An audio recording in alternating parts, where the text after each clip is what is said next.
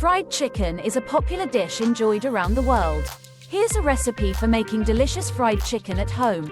Ingredients: 4 chicken breasts, cut into pieces, 1 cup all-purpose flour, 1 tablespoon paprika, 1 tablespoon garlic powder, 1 tablespoon onion powder, 1 tablespoon salt, 1/2 tablespoon black pepper, 1/2 teaspoon cayenne pepper, 1 cup buttermilk. Vegetable oil for frying. Instructions: in a large bowl, whisk together the flour, paprika, garlic powder, onion powder, salt, black pepper, and cayenne pepper.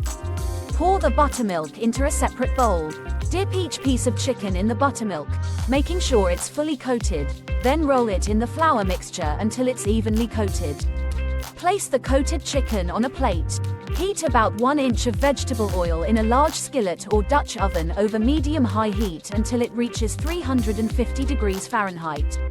Once the oil is hot, carefully add the chicken to the skillet, making sure not to overcrowd the pan. Fry the chicken for about 10 to 12 minutes on each side, or until the chicken is cooked through and the coating is golden brown and crispy.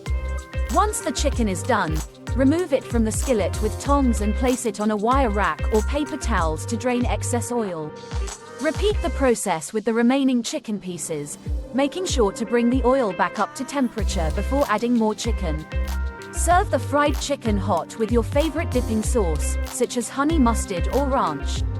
Enjoy!